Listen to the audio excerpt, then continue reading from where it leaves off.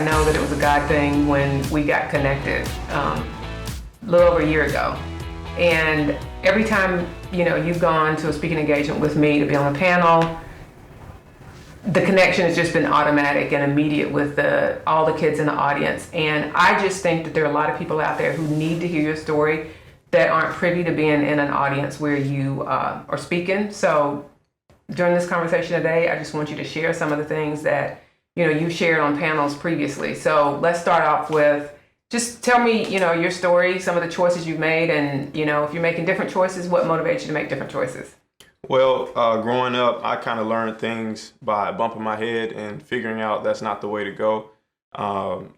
Was young like a lot of kids without a father at home, single parent household, and I just really didn't have an identity of what it meant to be a man, growing up. So I kind of listened to the people around me who were just willing to tell me what being a man was or thought they had it figured out. And a lot of times that led me astray. That led me to doing things that really a young kid had no business doing at such an early age. I lost my virginity in middle school. Didn't fully understand what that decision was all about or even what it meant or how it would kind of steer my life from that moment on. But I just knew that I wanted the acceptance of the people around me, and I wanted to feel like I wasn't an outcast or I wasn't abandoned or I wasn't someone that just wasn't worth anything. I wanted value. So, just got very sucked into the whole deal of feeling like if I do what you tell me to do or if I do what's accepted, then therefore I'm good enough to be called a friend or be called someone who you respect. And started drinking early on, started selling drugs as a teenager in high school, was still having sex outside of marriage, grew up in the church, had a mother who raised me correctly and told me right from wrong. There was no misunderstanding about what I should or shouldn't be doing, but I lacked the mentor or the father figure to just be a living example of that. Went to high school, Powder Springs, Georgia, great high school, was on honor roll, but I was just living a lie. Everything was, okay, I'm gonna act this way in front of my mother and in front of all the people that I want to make sure see me as a good kid. Mm-hmm. But then when I'm around, my counterparts, my peers, I let down my hair and I show the real Corey. So graduated from high school in 2007, went to college, went far away from home, all the way to New York. Didn't want anything to do with Georgia. I just thought, I got to get away. I got to experience something new because I wanted to escape my old problems.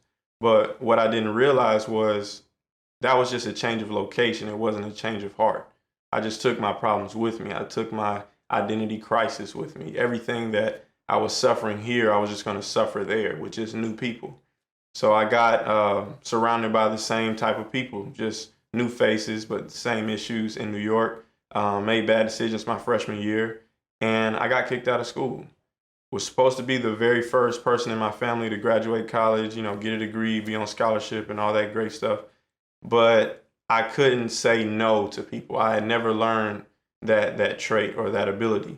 I didn't know how to say, this is me and this is what I believe in, or this is what I see as valuable as a young man. It was whatever you were willing to allow me in on, as long as I was a part of it with you. I felt like, okay, it can't be anything wrong with this, or even if I know there's something wrong with this, I'll find a way to get out of it before it bites me, or I'll find a way to not have to reap the consequences. Once I got kicked out, I was in maybe $25,000 to $30,000 worth of debt to the school. Couldn't get my transcripts, couldn't transfer to another institution because every time they pulled up my record, they could see that I was somewhere and I owed money and I had a history. So I just hit rock bottom. And at that moment, it was Christmas Eve of 2008.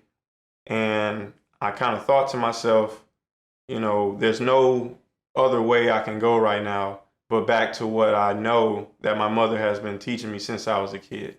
And that was to develop a real relationship with Jesus Christ and to attempt to find out what is a real man and what does all that entail? What are the things I need to begin stripping away? What do I need to add to my life? And gave my life to Christ, even though I've been in church since I was 3, but it was just 16 years of me perpetrating.